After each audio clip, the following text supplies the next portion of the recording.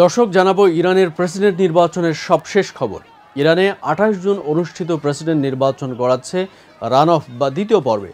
নির্বাচনের চূড়ান্ত ফলাফল ঘোষণার এককভাবে কোনো প্রার্থীর শতকরা ৫০ ভাগের বেশি ভোট পেতে ব্যর্থ হওয়ায় পরের ধাপে যাচ্ছে এই নির্বাচন। দেশটির নির্বাচনী সদর দপ্তরের মুখপাত্র মোহসেন ইসলামী ২৯ জুন বেলা ১১:৩০টায় এই সিদ্ধান্ত জানান।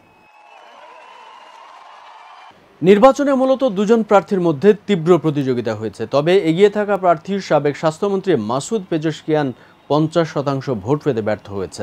মাসুদ পেজেশকিয়ান পেয়েছেন ৪২.৫৪% ভোট। ফলে প্রেসিডেন্ট নির্বাচন গড়াচ্ছে রান অফ বা দ্বিতীয় পর্বে। ইরানের সংবিধান বলছে বিজয়ী প্রার্থী শতকরা ৫০ ভাগের বেশি ভোট পেতে ব্যর্থ হলে শীর্ষ দুই প্রার্থীর মধ্যে আবারও নির্বাচন হয়। সে অনুযায়ী আগামী ৫ জুলাই দ্বিতীয় দফা ভোট গ্রহণের তারিখ আগে থেকেই নির্ধারিত রয়েছে। চূড়ান্ত ফলাফলে দেখা যাচ্ছে সাবেক স্বাস্থ্যমন্ত্রী মাসুদ পেজেশকিয়ান ১,১৫,৯৯১ ভোট পেয়ে প্রথম পর্বে বিজয়ী হয়েছেন। তার নিকটতম প্রতিদ্বন্দ্বী সাবেক প্রধান পরমাণু আলোচক সাইদ জালিলি পেয়েছেন ৯৪,৭৩,৩৪০ ভোট। নির্বাচনের বাকি দুই প্রার্থী পার্লামেন্ট স্পিকার বাকের কালিবাফ ও সাবেক স্বরাষ্ট্রমন্ত্রী মোস্তফা পুর মোহাম্মদী পেয়েছেন যথাক্রমে ৩৩,৮২,৩৪০ ভোট এবং ২,০৬,৩৯৭ ভোট। এদিকে সাইদ জালিলি ও মাসুদ পেজেশকিয়ান দ্বিতীয় পর্বের ভোটের জন্য তাদের নির্বাচনী প্রচার শুরু করেছে।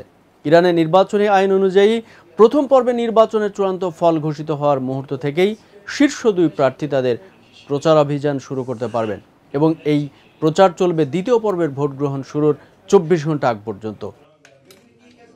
এর আগে ইরানের ১৪তম প্রেসিডেন্ট নির্বাচনের ভোট গ্রহণের সময়সীমা শুক্রবার ৩ দফা বাড়ানোর পর শেষ পর্যন্ত রাত ১২টায় ভোট গ্রহণ শেষ হয়। শুক্রবারের ভোট গ্রহণের জন্য সারা দেশে প্রায় ৫৮,০০০ ভোট কেন্দ্র স্থাপন করা হয়েছিল। এছাড়া ৯৫টি দেশে বসবাসরত প্রবাসী ইরানি নাগরিকদের জন্য বিশ্বজুড়ে ৩১৪টি ভোট কেন্দ্র খোলা হয়েছিল।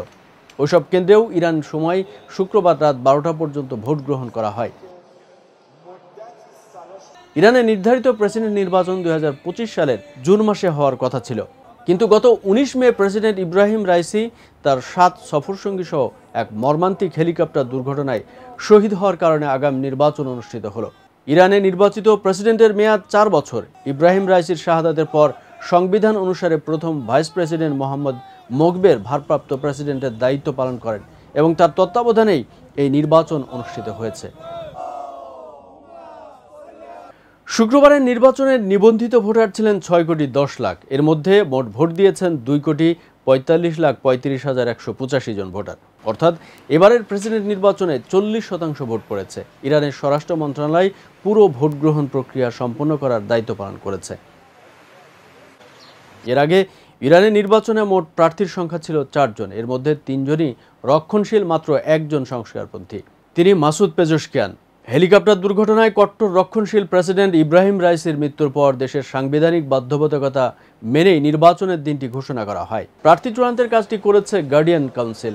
৩ রক্ষণশীল প্রার্থী পার্লামেন্ট স্পিকার মোহাম্মদ বাকের কালিবাফ, জ্যেষ্ঠ নিরাপত্তা কর্মকর্তা সাইদ জালিলি ও নিরাপত্তা কর্মকর্তা মোস্তফা পুর মোহাম্মদের পাশাপাশি প্রতিদ্বন্দ্বিতা করার সুযোগ পেয়েছেন সংস্কারপন্থী আইন প্রণেতা মাসুদ পেজেশকিয়ান। বেশ কয়েক বছর ধরে ইরানের ক্ষমতা রক্ষণশীলদের হাতে থাকলেও পেজেশকিয়ান এবারে নির্বাচনে এগিয়ে থাকায় আশার আলো দেখছেন সংস্কারপন্থীরা।